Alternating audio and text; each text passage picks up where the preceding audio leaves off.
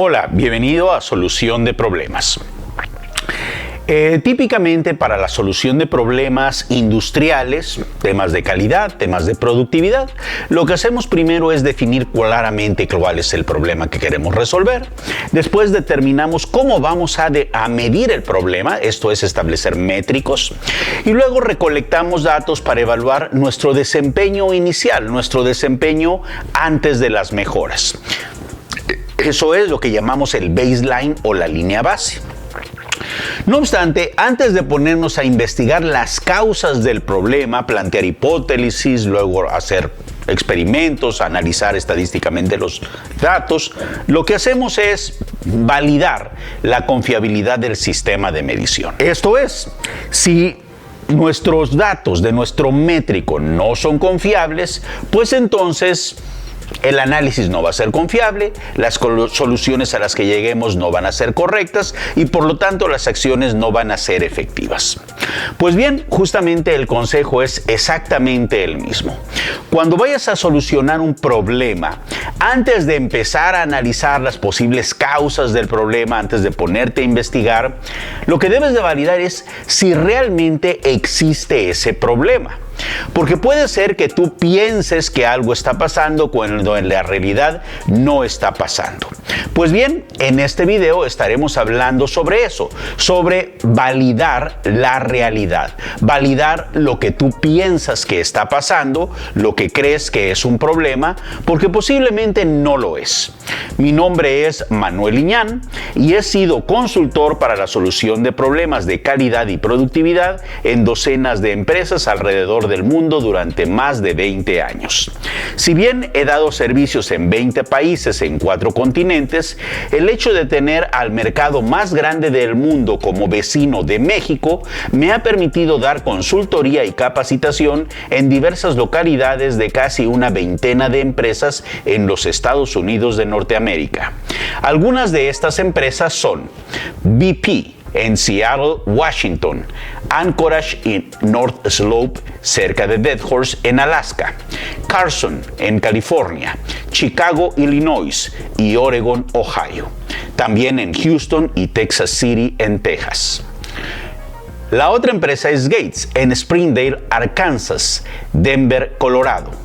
ABC Technologies, en Southfield, Michigan, Gallatin, Tennessee, Austin, Texas.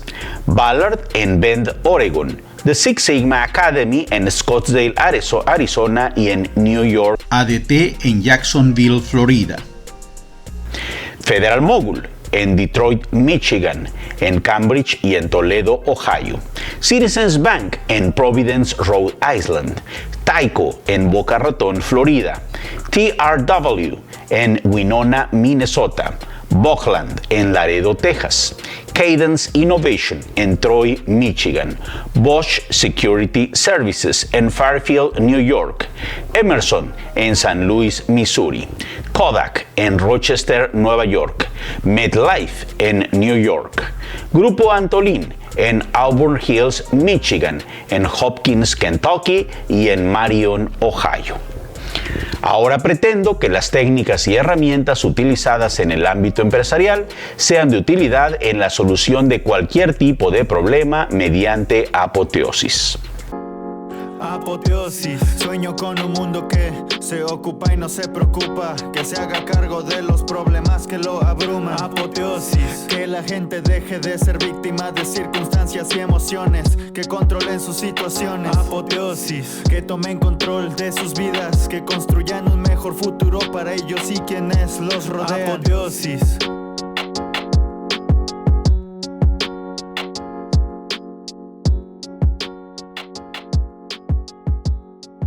Pues bien, en este video estaremos hablando sobre este ciclo que tenemos aquí. Primero tenemos percepciones, en base a esas percepciones tenemos reacciones y esas reacciones nos generan ciertas memorias. Después nosotros guiaremos las percepciones, realizaremos una acción y decidiremos qué recuerdos guardar. Básicamente ese es el proceso que estaremos revisando en el video del día de hoy. En el primer video de esta serie hemos dicho que Se tiene un problema cuando algo que debería de ocurrir no está ocurriendo, o cuando algo que no debería de ocurrir está ocurriendo. Y en dicho video hemos sugerido que retes lo que crees que debería de ocurrir o lo que no debería de ocurrir. No obstante, ¿qué tal si no está ocurriendo lo que piensas que está ocurriendo?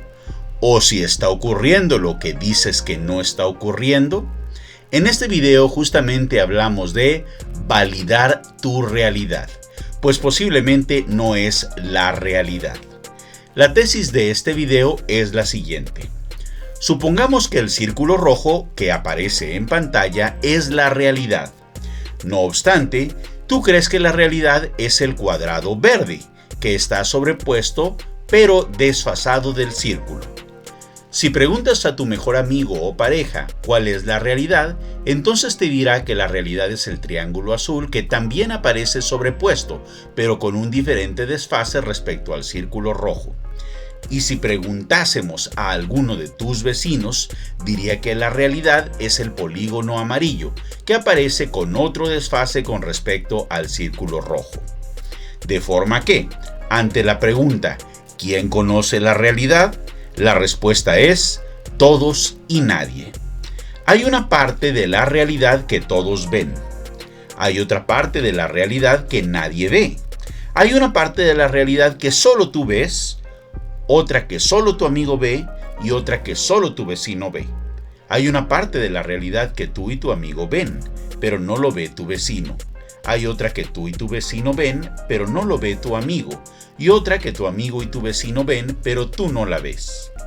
Hay otra parte que tú piensas que es la realidad y que en realidad estás equivocado, y los demás saben que estás equivocado. Y así con cada uno de los otros. Hay otra parte que 2 de los 3 creen que es la realidad, pero no lo es, y el otro lo sabe. Hay otra parte que los 3 piensan que es la realidad, pero que en realidad no lo es, y nadie se ha dado cuenta de ello. La analogía anterior es descrita en textos janistas como el Tadvarta Sutra, en la India, de hace más de 2500 años, en los que se relata que llevan a 6 ciegos a presentarles un elefante, y estos lo conocen a través del tacto. Posteriormente hablan por separado con cada uno de los ciegos y les piden que describan al elefante. El que palpó la trompa lo describe como una manguera. El que tocó una pata lo describe como un pilar. El que agarró la oreja lo describe como un abanico. El que estuvo tocando el costado del cuerpo lo describe como una pared. El que agarró la cola lo describe como una cuerda. El que palpó el colmillo lo describe como una lanza. El cuento ilustra la doctrina de Anekantavada, que enseña que la verdad y la realidad son percibidas de manera diferente desde diversos puntos de vista, y que ningún punto de vista es la realidad completa. Existe el mundo de las percepciones y el mundo de las realidades, y, evidentemente, lo ideal sería que las percepciones y realidades estén en sincronía para tomar decisiones informadas. Todas las decisiones que se toman no es otra cosa sino una predicción de riesgos y beneficios. Si hago algo, tendré ciertos riesgos y posibles beneficios. Si no lo hago, tendré otros posibles riesgos y otros posibles beneficios.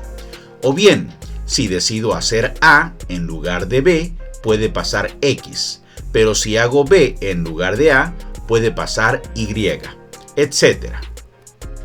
Pues bien, una persona promedio toma 35.000 decisiones diarias, de forma que, si las decisiones son tomadas en base a percepciones que no corresponden a la realidad, los riesgos que se están tomando pueden ser mucho mayores y los beneficios que se supusieron pueden ser mucho menores a lo esperado. Para tomar una decisión se selecciona la información más relevante de múltiples fuentes de información, la cual es analizada pronosticando el posible resultado de diferentes rutas o alternativas de decisión, pero cuanto más se aleje la percepción de la realidad, evidentemente la decisión llevará a un resultado cada vez más alejado del esperado. Y, en el ámbito de solución de problemas, eso significa que, en lugar de solucionar un problema, podríamos hacerlo más grande. Por ello, la insistencia de validar las percepciones antes de entrar a un proceso de investigación más profundo de posibles causas. En los primeros videos de esta serie hemos hablado sobre cómo definir un problema, enunciado de problema y establecimiento de métricos. Luego hemos hecho una investigación básica y hemos determinado en dónde ocurre el problema más frecuentemente, cuándo ocurre el problema más frecuentemente, a quién o a qué le ocurre el problema más frecuentemente. Después hemos involucrado a las personas implicadas en el problema y hemos hecho un equipo para solución del problema, con quienes hemos hecho mejoras rápidas, que son baratas, fáciles, reversibles, dentro del control de autoridad del equipo. Y finalmente le hemos puesto más atención al asunto siguiendo el ciclo de control e implementando los estándares establecidos para el tipo de problema que tenemos. Si con nada de lo anterior hemos resuelto el problema, entonces precisamos hacer una investigación más profunda. Pero antes de hacerlo, debemos de validar si en realidad está ocurriendo la situación que pensamos que está ocurriendo, y justamente ese es el propósito de este video. Hace más de 2400 años, el filósofo griego Sócrates hace una reflexión profunda sobre la diferencia entre las percepciones y las realidades mediante la alegoría de la caverna presentada en su obra La República, en el libro número 7. Escenario: imagina una caverna oscura en la que un grupo de personas ha estado encadenado desde su nacimiento, de modo que solo pueden mirar hacia una pared frente a ellos. No pueden girar la cabeza ni ver lo que ocurre a sus espaldas. Sombras. Detrás de ellos hay un fuego encendido, y entre el fuego y los prisioneros hay un muro elevado detrás del cual pasan personas portando objetos. Estos objetos proyectan sombras en la pared que los prisioneros pueden ver. Dado que los prisioneros no pueden ver a las personas ni a los objetos reales, creen que las sombras son la única realidad. Liberación. Un prisionero es liberado y, al principio, es cegado por la luz del fuego. Poco a poco comienza a ver los objetos y a darse cuenta de que las sombras eran solo ilusiones. Luego es llevado fuera de la caverna, donde la luz del sol lo ciega nuevamente. Gradualmente sus ojos se adaptan y pueden ver el mundo exterior en su totalidad, reconociendo que es mucho más real y verdadero que el mundo de sombras que conocía en la caverna. Regreso. El prisionero liberado regresa a la caverna para contar a los otros prisioneros sobre su descubrimiento. Sin embargo, ellos no creen sus historias y prefieren aferrarse a las sombras que siempre han conocido. Incluso podrían llegar a hostilizar al liberado por tratar de sacarlos de su realidad familiar. Por cierto, hay un paralelismo entre lo que le pasó al prisionero que regresó a la caverna por hablar del mundo real y lo que le pasó a Sócrates, pues este fue condenado a beber cicuta por corromper a la juventud, por tratar de sacarlos de la caverna de la ignorancia y no creer en los dioses de la ciudad. En el video número 14 hemos dicho que las reacciones emocionales son el resultado de nuestras memorias, miedos, anhelos, prejuicios, necesidades, etc. y de nuestras percepciones. Pero ese es un modelo simplificado, pues en realidad el proceso es mucho más intrincado, ya que las percepciones también son afectadas por las memorias y las emociones que afectan a las memorias, por solo mencionar un par de las muchas otras retroalimentaciones que ocurren en el sistema. Este video se enfoca en las percepciones y en la interpretación de la realidad, de forma que, para mantener la simplicidad, entonces manejaremos el siguiente ciclo. Percepción, acción, memoria, guiar la percepción, realizar una acción, decidir qué recuerdo guardar. Las percepciones. Pues bien, empecemos hablando de la primera parte del ciclo, esto es, la percepción. Las percepciones son conclusiones que hace el cerebro en base a la información que recibe de los sentidos, lo que vemos, escuchamos, olemos, saboreamos y sentimos interna y externamente. A decir del neurocientífico Anil Seth, el cerebro crea la realidad al procesar la información obtenida de las percepciones sensoriales mediante procesos internos que se pueden comparar con alucinaciones. Imagínese que usted es un cerebro encerrado dentro de un cráneo, que, de hecho, usted es eso, y que lo único que recibe son señales eléctricas, pues las percepciones de la vista, el olfato, el gusto, el tacto y el oído son convertidos en señales eléctricas que se envían al cerebro.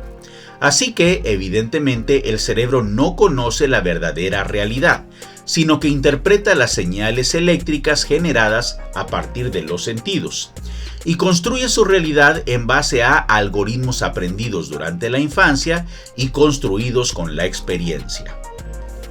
Desafortunadamente, las percepciones frecuentemente no coinciden con las realidades. Por ejemplo, percibimos que la Tierra es plana y sin embargo sabemos que es una esfera achatada. Percibimos que el Sol gira alrededor de la Tierra, pero sabemos que la Tierra gira alrededor del Sol. Percibimos que la Tierra está estática, pero sabemos que gira sobre su eje y además la Tierra se mueve con el sistema solar que se desplaza dentro de la Vía Láctea, y la Vía Láctea se mueve respecto a otras galaxias, etc. Y es que al cerebro no le interesa la verdadera realidad, sino lo que verdaderamente le interesa es generar modelos útiles sobre la realidad que le permitan sobrevivir. Lo anterior es muy similar a lo que ocurre en la ciencia, pues aunque la ciencia busca la verdad, en realidad genera modelos útiles que le permiten explicar los fenómenos observados, los cuales no necesariamente son la realidad. Por ejemplo, los antiguos griegos decían que si dividíamos la materia una y otra vez, íbamos a llegar a un punto tal que ya no pudiéramos dividirla más. Y esa fracción mínima de materia era el átomo. Según la etimología de la palabra átomo, A significa sin y tomé significa división, así que átomo significa sin división. No obstante, hoy sabemos que el átomo se puede dividir, dando origen a la energía nuclear. Y si bien ese concepto era equivocado, durante varios siglos fue un modelo útil que dio origen a la definición de los elementos y su clasificación en la tabla periódica. Cada elemento es determinado por el tamaño o peso del átomo, determinado por el número de protones, neutrones y electrones en el mismo. En el mismo tenor podemos poner el ejemplo del modelo sobre la estructura del átomo que Niels Henrik David Bohr dio a conocer en 1913, el cual indicaba que los átomos eran como un sistema solar, en el que los electrones giran en órbitas circulares bien definidas alrededor del núcleo.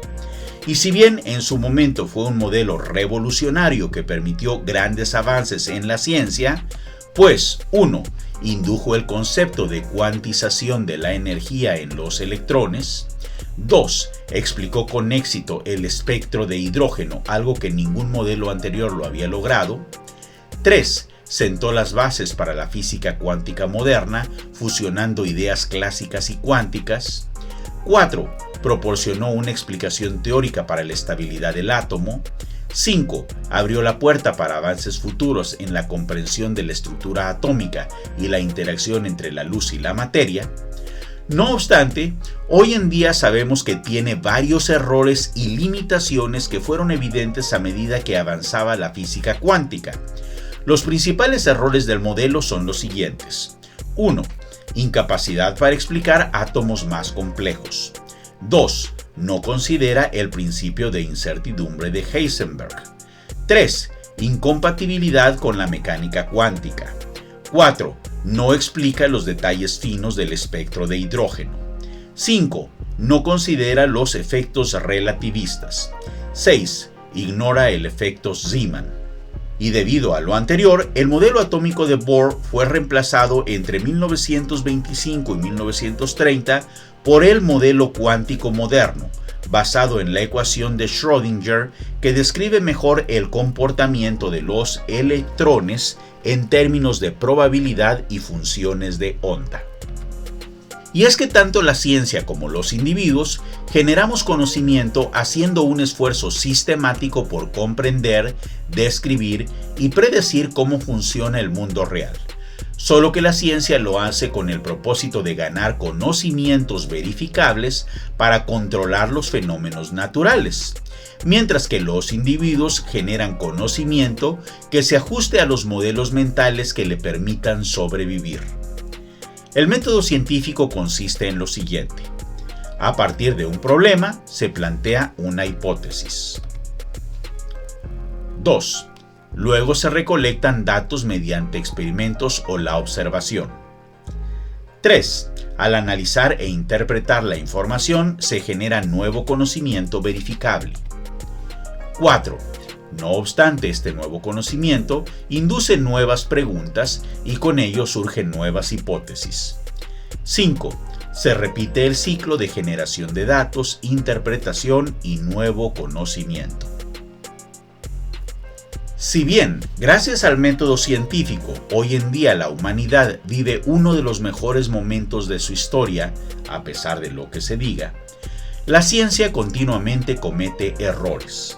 Por mencionar algunos de los errores más notables de la historia, mencionaré los siguientes. 1. La teoría del geocentrismo, Ptolomeo.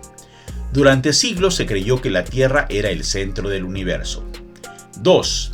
La teoría del flogisto. En el siglo XVII y XVIII. Proponía que todas las sustancias combustibles contenían un elemento llamado flogisto. 3. La teoría de la generación espontánea. Durante mucho tiempo, se creyó que la vida podía surgir espontáneamente a partir de materia inerte. Por ejemplo, se pensaba que los gusanos podían surgir de la carne en descomposición, o que los ratones podían aparecer en el trigo almacenado. 4. El éter luminífero. En el siglo XIX, los científicos creían que la luz necesitaba un medio para propagarse, similar al sonido. Este medio hipotético se llamó éter luminífero y se pensaba que permeaba todo el espacio y era necesario para que las ondas de luz se propagaran. 5. La frenología, en el siglo XIX. Se sostenía que las protuberancias y formas del cráneo humano podían predecir rasgos de personalidad y habilidades mentales. 6. La teoría del catastrofismo. Se afirmaba que la Tierra había sido moldeada por una serie de catástrofes repentinas, como terremotos y diluvios, en lugar de hacerlo por procesos geológicos lentos y continuos. 7. La teoría de la mala salud de los hombres, Hipócrates. Durante siglos se creyó que la salud y la enfermedad estaban determinadas por el equilibrio de los 4 humores: bilis negra, bilis amarilla, flema y sangre en el cuerpo. 8. La negación inicial del cambio climático antropogénico. A finales del siglo XX, a pesar de la creciente evidencia científica sobre el cambio climático inducido por actividades humanas como quema de combustibles fósiles, algunos sectores científicos y políticos negaron o minimizaron la gravedad del fenómeno. Si la ciencia continuamente comete errores a pesar de seguir un método estructurado y protocolos de validación de información e hipótesis, los seres humanos como individuos que no seguimos esos métodos estrictos de verificación y que continuamente juzgamos en base al instinto y esquemas mentales preconcebidos, es de esperar que cometamos una mucho mayor proporción de errores sobre lo que creemos es la realidad de lo que nos rodea. Debido a lo anterior, un mismo evento es interpretado de forma diferente por personas diferentes. Por ejemplo, mis 2 hermanas y mi hermano vivimos la misma experiencia familiar cuando éramos niños, y sin embargo, cuando los oigo narrarlas, a veces mi percepción de lo que ellas significaron para mí son muy diferentes a lo que significaron para ellos. Este proceso de interpretación para recrear la realidad está continuamente lleno de errores o diferencias con respecto a la verdadera realidad. Las reacciones. La percepción que tengamos de nuestra realidad nos conducirá a una reacción. Incluso ninguna reacción es una reacción. La reacción generada por la percepción varía de persona a persona, e incluso la misma percepción puede generar diferentes reacciones en la misma persona en diferentes momentos y bajo diferentes circunstancias. Por ejemplo, 1. En ocasiones vemos el sufrimiento de una persona y pensamos, se está ahogando en un vaso de agua. Pero es posible que haya personas que tienen el mismo nivel de sufrimiento cuando pierden su teléfono celular que otras que han sido diagnosticadas con cáncer. 2. La interpretación de lo que saboreamos es muy diferente entre las personas. A mí no me gusta el sabor amargo de la cerveza ni la sensación de quemazón en la lengua del alcohol. Y hay muchas personas que disfrutan las bebidas alcohólicas. A mí me encantan los sabores del hígado encebollado, los tacos de ojo de res y los gusanos de maguey. Y para otras personas esos son sabores asquerosos. En el video número 14 dijimos que las percepciones generan reacciones emocionales. Pues si una persona percibe una situación como peligrosa, es posible que experimente miedo o ansiedad, lo que desencadenará respuestas físicas, como el aumento del ritmo cardíaco, y conductuales, huir o evitar la situación, y si esa percepción se mantiene por largo tiempo, el estrés sostenido puede llevarles a enfermar. El estoicismo enfatiza que las cosas no son buenas o malas en sí mismas, sino que es nuestra percepción de ellas la que les otorga ese valor. Por lo tanto, el control sobre las percepciones es clave para controlar nuestras reacciones y vivir una vida más equilibrada. Por eso es muy importante estar consciente de que lo que percibimos no necesariamente es la realidad, y una incorrecta percepción de la realidad nos llevará a sufrimientos que no tienen sentido y o a malas decisiones. Las memorias. Debido a que la amígdala, que procesa las emociones, y el hipocampo, que es crucial para la formación de nuevas memorias, están fuertemente conectados, entonces, cuando experimentamos emociones fuertes, la amígdala puede mejorar la capacidad del hipocampo para consolidar esos recuerdos. Las emociones son un factor determinante en la formación, el almacenamiento y el recuerdo de las memorias, y no solo influyen en el acto de recordar en el momento, sino que también afectan la consolidación de la memoria, es decir, el proceso por el cual una experiencia se convierte en una memoria estable y duradera.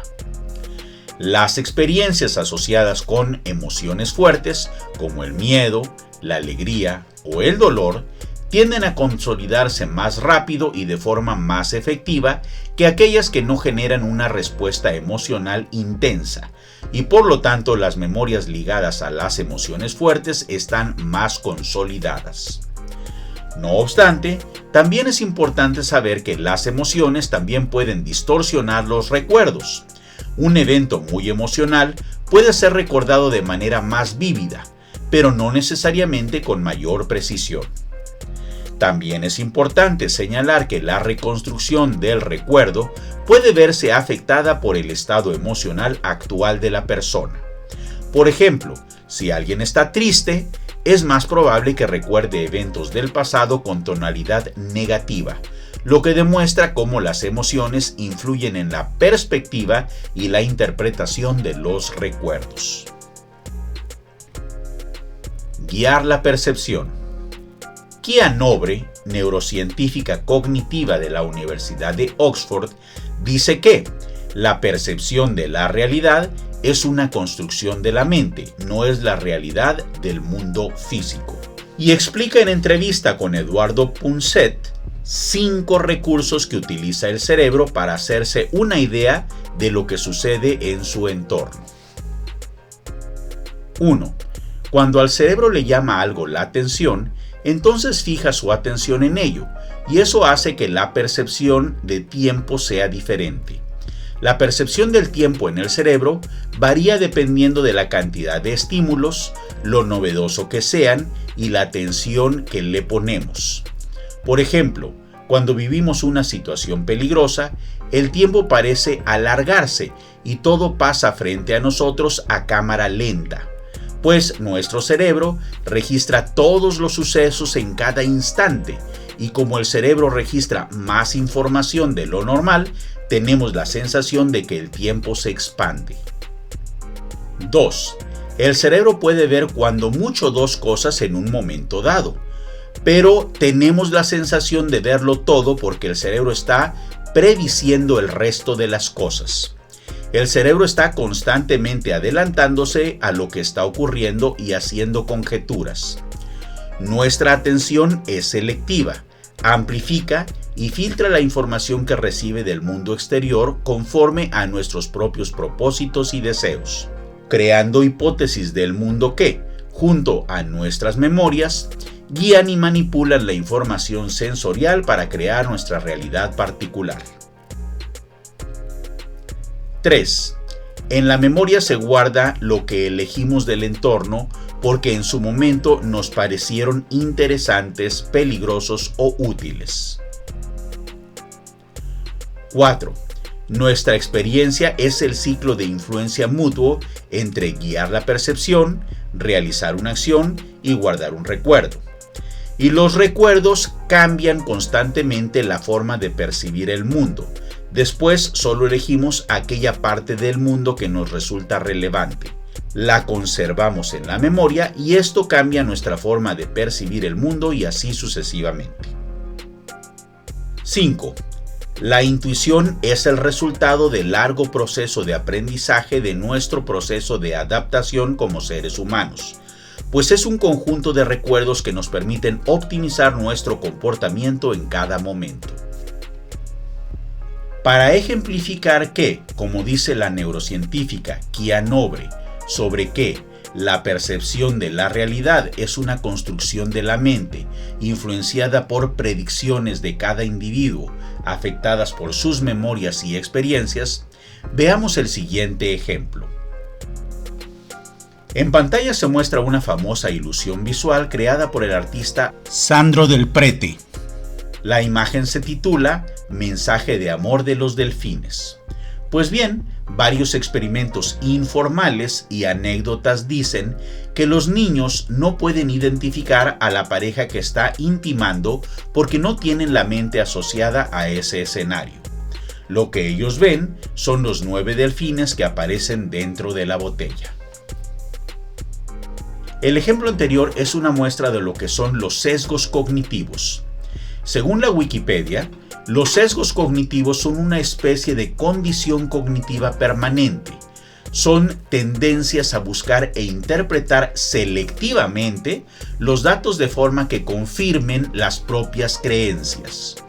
Un sesgo cognitivo es un punto ciego inherente al pensamiento que reduce su precisión y da lugar a conclusiones inexactas y a menudo irracionales.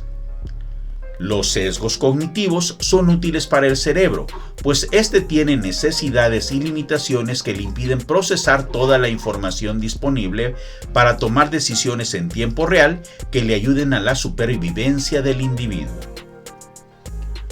Buster Benson recopiló y organizó una lista extensa de sesgos cognitivos, mientras que John Manoogian III diseñó la infografía visual que representa estos sesgos de manera estructurada y fácil de entender, creando lo que se conoce como el Cognitive Bias Codex, el cual compila más de 180 sesgos clasificados en 4 pilares. A decir de Buster Benson y John Manoogian III, hay 4 grandes razones, pilares, por las cuales el cerebro utiliza estos sesgos cognitivos. 1. Demasiada información. El cerebro recibe una cantidad abrumadora de información constantemente. Para manejar esto, filtra la información enfocándose solo en lo que considera relevante. Este filtrado da lugar a sesgos como el sesgo de confirmación, tendencia a buscar y recordar información que confirme nuestras creencias, y el efecto de anclaje, dependencia excesiva de la primera información recibida. 2. Lo que deberíamos recordar. No podemos recordar todo, así que el cerebro selecciona lo que considera más importante. Esto lleva a sesgos como el efecto de recensia, tendencia a recordar mejor la información más reciente, y el sesgo de disponibilidad, tendencia a sobreestimar la importancia de la información que podemos recordar fácilmente. 3. La necesidad de actuar pronto. A menudo necesitamos tomar decisiones rápidamente, sin tener toda la información. Para facilitar esto, el cerebro utiliza atajos mentales o heurísticas, lo que puede llevar a sesgos como el sesgo de acción, preferencia por la acción sobre la inacción, y la falacia del costo hundido, persistencia en una decisión debido a las inversiones pasadas. 4. No suficiente significado. El cerebro busca patrones y significados en la información para poder tomar decisiones informadas. Sin embargo, a veces se encuentra patrones donde no los hay, lo que genera sesgos como la pareidolia, ver formas familiares en objetos o datos aleatorios, y el sesgo de correspondencia, tendencia a atribuir el comportamiento de una persona a sus características personales en lugar de a factores situacionales. Estos pilares muestran cómo las limitaciones y necesidades del cerebro humano influyen en la forma en que procesamos la información, recordamos datos, tomamos decisiones y encontramos significados, llevando a una variedad de sesgos cognitivos. Realizar una acción. Según la doctora Kia Nobre, la interpretación de lo que nos pasa moldea nuestra percepción de nuestras experiencias de vida. La teoría cognitiva sugiere que nuestros pensamientos y percepciones determinan cómo nos sentimos y cómo reaccionamos ante diferentes situaciones. Es decir, no es tanto el hecho en sí lo que genera la reacción, sino la forma en que lo interpretamos. Esta es una de las bases de la teoría cognitivo-conductual, que busca modificar las percepciones y pensamientos disfuncionales para cambiar las reacciones emocionales y conductuales. Así que, cuando una persona reacciona de manera inesperada, sorpresiva o agresiva, la pregunta no debería de ser ¿qué cosa del mundo real está provocando esa reacción?, sino lo que hay que preguntar es ¿qué es lo que la persona está percibiendo? Decidir qué recuerdos guardar. Como ya lo hemos mencionado, las emociones juegan un papel crucial en la consolidación de los recuerdos, pero las emociones también pueden distorsionar los recuerdos. La psicóloga Elizabeth Loftus es conocida por sus investigaciones en la memoria humana y cómo se pueden crear recuerdos falsos a través de la sugestión y otras técnicas. Uno de sus experimentos más famosos implicaba contarles a los participantes 3 eventos verdaderos de su infancia y uno falso, para ver si aceptaban el evento falso como un recuerdo genuino, y, eventualmente, lograba que se implantara el recuerdo falso en la mente de los participantes como si fuera un evento verdadero. Basado en lo anterior, Miguel Franco promueve que puedes hackear a tu mente, decidiendo qué interpretación le damos a lo que nos pasa para que no solo no nos afecte, sino que nos permita tener una mayor autoestima y una mejor actitud hacia la vida, en lugar de dejarnos llevar por nuestros condicionamientos automáticos, victimizándonos de las circunstancias.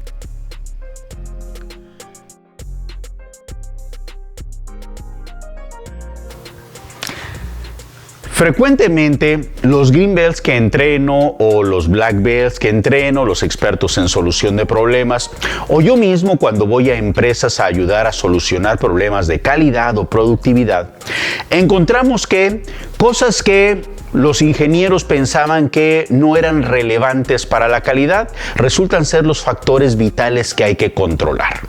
Y otras cosas que pensaban que eran factores muy importantes resultan ser que no tenían un efecto significativo sobre la característica de calidad que quieren mejorar. Lo que es peor aún, a veces pensaban que ciertos factores o piensan que ciertos factores tienen un efecto negativo sobre la calidad y resulta ser que lo tienen pero de manera positiva o viceversa. De forma que continuamente estamos rompiendo paradigmas a través justamente pues de las diversas técnicas para la solución de problemas. Por ejemplo, hacemos un diseño de experimentos, generamos un modelo matemático y este modelo matemático nos determina, mira, estos factores no son significativos, no te afectan, estos factores son significativos y de estos, son vitales, estos son importantes, estos son triviales, enfócate en los vitales. Y los vitales tienes que ponerlos en esta dirección, aumentarlos, disminuirlos, un cierto valor, y con eso resolvemos los problemas, mejoramos de manera muy significativa los problemas de calidad y productividad. Entonces, ¿qué es lo que hacemos? Resolvemos o entendemos la relación que hay entre las variables.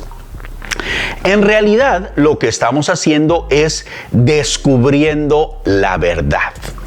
Bueno, determinando cuál es la realidad del mundo físico en el cual estamos inmersos. Ahora bien, evidentemente, pues el conocimiento nos da un mayor control. No obstante, aquí voy a ser un poco controvertido con el comentario. Esa realidad que estamos descubriendo, ¿es la verdadera realidad? Y la respuesta es no. En realidad, nadie conoce la realidad y quizás nunca nadie va a llegar a conocer la verdadera realidad. Lo que hacemos son generar modelos útiles que se acercan a la realidad. Y esos modelos útiles que se acercan a la realidad nos ayudan a resolver problemas, porque cuanto más cerca estemos de la realidad, pues seremos más efectivos, seremos más precisos, haremos mejores predicciones de lo que va a ocurrir debido a ese mejor entendimiento entre la relación entre las variables. Pero en realidad, ese modelo matemático que estamos generando no es la realidad. E insisto, posiblemente nunca nadie va a saber la realidad. ¿Por qué digo esto? Lo voy a explicar con un ejemplo. En los cursos de Black Belt para Six Sigma, pues son presenciales, no los que son virtuales. Por ejemplo, usamos una catapulta. Y en esta catapulta lo que hago es que hagan un diseño de experimentos. Ellos mueven diferentes factores, la posición del tope de la catapulta, la posición en el poste, la posición en el brazo, la posición de la canasta, incluso el tipo de pelota, qué tanto estiran la catapulta y al soltar, bueno, pues medimos la distancia a la cual llega la pelota. Y esa distancia a la cual llega la pelota, bueno, pues generamos un modelo matemático en función a todas estas variables o todos estos factores que yo estoy modificando en la catapulta. De forma que hacemos un modelo muy preciso en donde yo les digo, mira, yo quiero que la pelota llegue a 3 metros o a 2.5 metros o cualquier distancia. Y entonces ellos en el modelo matemático hacen una simulación y dicen, esto debe de ir aquí, este debe de ir acá, esto debe de ir acá, debo de usar esta pelota y jálalo tanta distancia. Lo hacen y llega a la distancia que yo les estoy pidiendo. Parece como arte de magia. La pregunta es, ¿ese modelo matemático que generaron es la verdadera realidad? Y la respuesta es no. Por ejemplo, el modelo matemático que generamos es la distancia, depende de la posición del tope, que es esta posición en el tope, donde topa el brazo, la posición del poste, que es esta posición, puede ir aquí arriba, puede ir más abajo, la posición del brazo, y entonces generamos un modelo matemático con el cual podemos predecir, y entonces hacemos el tiro y efectivamente funciona muy bien. No obstante, aunque funciona y resolvemos el problema y obtenemos lo que queremos, esa no es la verdadera realidad. La verdadera realidad está determinado por tiro parabólico. La ecuación de tiro parabólico nos dice que la distancia horizontal a la cual va a llegar la pelota depende de la velocidad inicial a la salida del disparo al cuadrado por el seno de 2 veces el ángulo de salida de la pelota. Y eso dividido entre una constante que es la gravedad, 9.8 metros por segundo al cuadrado. En realidad esto es para nosotros muy complicado de medir porque la velocidad a la salida de la pelota, en un salón de clases normal, pues no tengo un equipo para medir la velocidad de salida.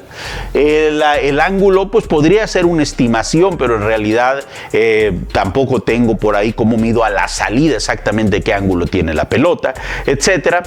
Entonces de manera indirecta, de manera alterna, generamos un modelo que justamente está relacionado con la verdadera realidad.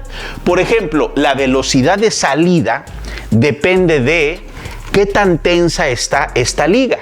Cuanto más tensa esté la liga, pues mayor será la velocidad a la cual sale la pelota. Pero esta tensión de la liga depende de en qué posición está el pin aquí. Entonces eso puede variar, o también puede variar dependiendo de la posición que tengo acá, y también puede variar de qué tanto jalo yo el brazo. Entonces esos 3 factores entran a esta ecuación y de alguna manera están relacionadas con la velocidad inicial. El ángulo de salida no lo mido, pero el tope, este tope, lo puedo variar. Y entonces no es lo mismo si topa aquí, porque aquí será un ángulo de salida. Así, por ejemplo, permítanme un momento, cambio y topo más abajo. Si topo más abajo, entonces tendrá otro ángulo de salida. De forma que, en realidad, no les estoy diciendo ni a las empresas, ni los Black Bears, ni los Green Bears, en realidad no están generando un modelo sobre la verdadera realidad. Pero están generando un modelo que se acerca a la realidad y en base a eso es un modelo útil que les ayuda a mejorar. De eso se trata. Puede ser que cuando tengamos cualquier tipo de problema, lo primero que tenemos que cuestionarnos es, ¿eso que yo pienso que está pasando realmente está pasando? Puede ser que sí, puede ser que no, pero en cualquier caso lo que tenemos que hacer es validar, tratar de acercarnos a la realidad. Y si bien, aunque nunca sabremos la verdadera realidad, cuanto más nos acerquemos a la realidad, más certeros seremos, tendremos menos problemas y por lo tanto estarán pasando las cosas de acuerdo a lo deseado. Bueno, pues eso es todo por hoy. Espero que te siga gustando este video. Continuamos. Recursos y herramientas para validar la realidad. Nuestra percepción de la realidad es una interpretación de la información que recibimos, de forma que todos tenemos nuestra propia realidad. Y en realidad nadie conoce la realidad absoluta. Incluso hay quien es más radical, pues por ejemplo el científico cognitivo Donald Hoffman dice que en realidad nadie tiene acceso a la realidad, sino que todo lo que vemos, tocamos, olemos, oímos, saboreamos y sentimos son las percepciones de una interfase conectada a la realidad, pero que en realidad no tenemos acceso directo a la realidad. En cualquier caso, hay que tomar en serio dicha interfase, pues su principal propósito es permitirnos sobrevivir.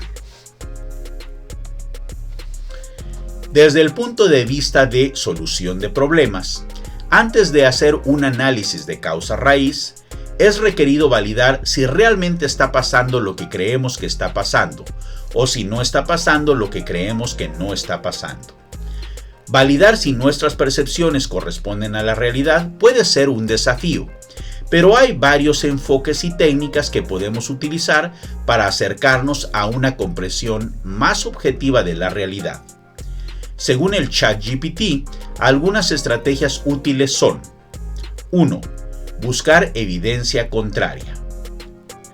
Desafiar tus propias percepciones.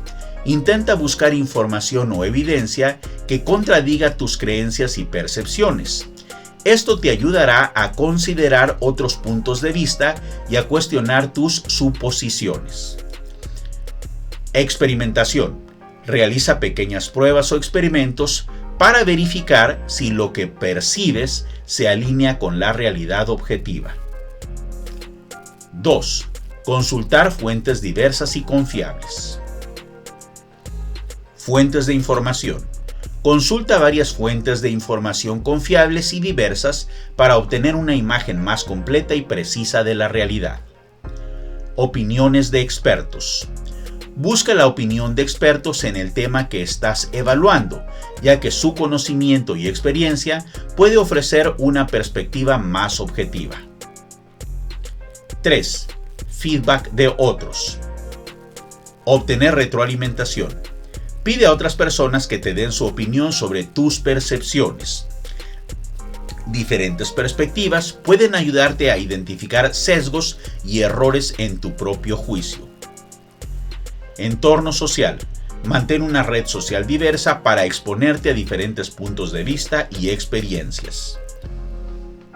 El académico en comunicación, el Dr. Sim Taifi, dice que si tú crees que tienes el monopolio de la verdad porque conoces la realidad, entonces eso significa que quienes no tengan la misma percepción de la realidad que tú tienes están equivocados, por lo que tomarás el papel de un héroe luchando en contra de los villanos, impidiendo un acercamiento y mucho menos un entendimiento del otro. Debido a ello, no solo hay que estar consciente de la brecha entre las percepciones entre otras personas y las nuestras, mind the gap, sino que hay que explorar las razones de dichas brechas, mind the gap. Por eso, Salim Usmani recomienda que demos el beneficio de la duda a las demás personas, y la neurocientífica Poppy Crom recomienda ser empático y cuestionar nuestras propias percepciones. 4. Autoconciencia y reflexión.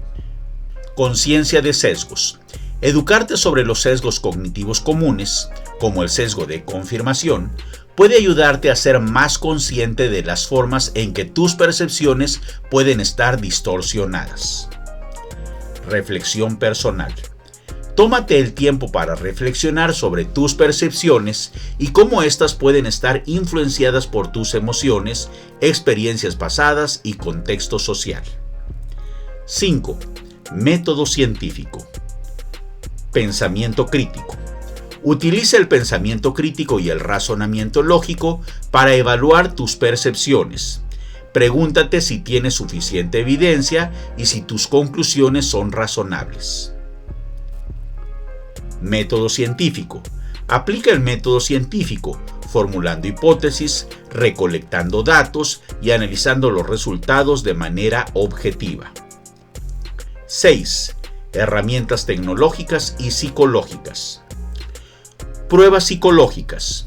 Utiliza pruebas y evaluaciones psicológicas para entender mejor tus propias percepciones y cómo éstas pueden estar influenciadas. Tecnología.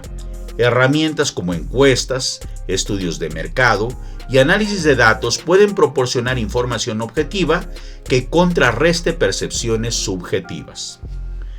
Al reducir la brecha entre percepciones y realidades, lograrás una visión más precisa y objetiva del mundo, lo cual nos permitirá dar de mejor manera el primer paso hacia la solución de cualquier problema, que es reconocer lo que realmente está pasando. El primer paso para dejar las drogas y el alcohol es reconocer que se tiene un problema de adicciones. El primer paso para iniciar una terapia es reconocer que se tiene un problema del cual no se puede salir sin la ayuda de alguien más. El primer paso para que un hipocondríaco o alguien con alguna fobia resuelvan sus problemas es reconocer que en realidad no hay enfermedad o peligro en donde se piensa que lo hay, etc. En otras palabras, en todos los ejemplos anteriores, las personas inicialmente estaban en etapa de negación de un problema. Y cuando finalmente reconocen que la realidad es otra, entonces el curso de sus acciones cambia hacia la dirección que los puede llevar a una solución a su problema. Tu realidad puede no ser la realidad, así que antes de continuar, valida tus percepciones y creencias. Historieta. Eso pasa por no validar percepciones.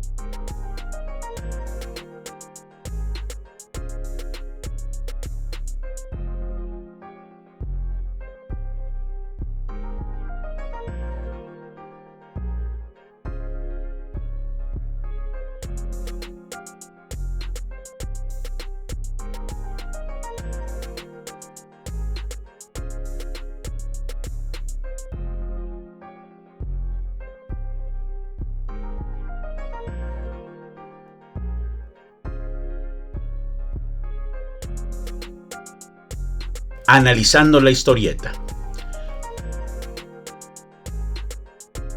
La historia personal de Rafael en el pasado ha sido inestable emocionalmente y ha tenido muchas parejas.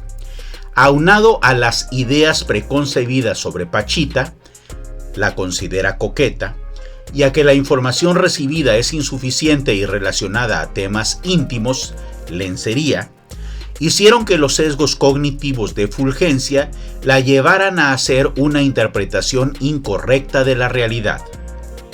Esa interpretación le generó fuertes emociones que la llevaron a reacciones violentas e irracionales. De haber validado sus percepciones con información confiable y objetiva, habría evitado una situación desagradable para ella y las otras personas implicadas directa e indirectamente en la situación.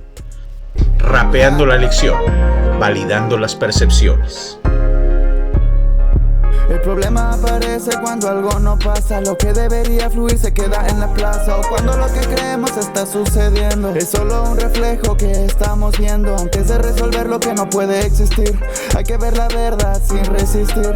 Pero es difícil, no hay verdad absoluta, pues nuestra visión de lo real es diminuta. El cerebro recibe impulsos que interpreta, creando un mundo que a vivir nos reta. Con ellos crea una realidad imprecisa que solo busca nuestra vida precisa. Nuestra mente recibe demasiada información, a veces incongruente y en contradicción.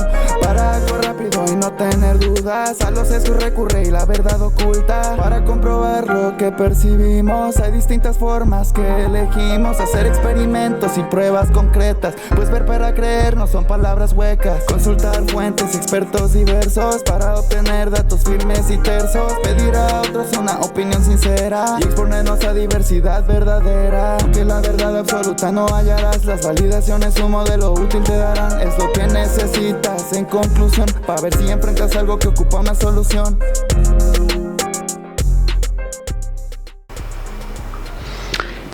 En los videos anteriores hemos definido el problema, nos hemos preguntado cuándo ocurre el problema más frecuentemente, a quién le ocurre el problema más frecuentemente, a qué le ocurre el problema más frecuentemente, en dónde ocurre más frecuentemente el problema.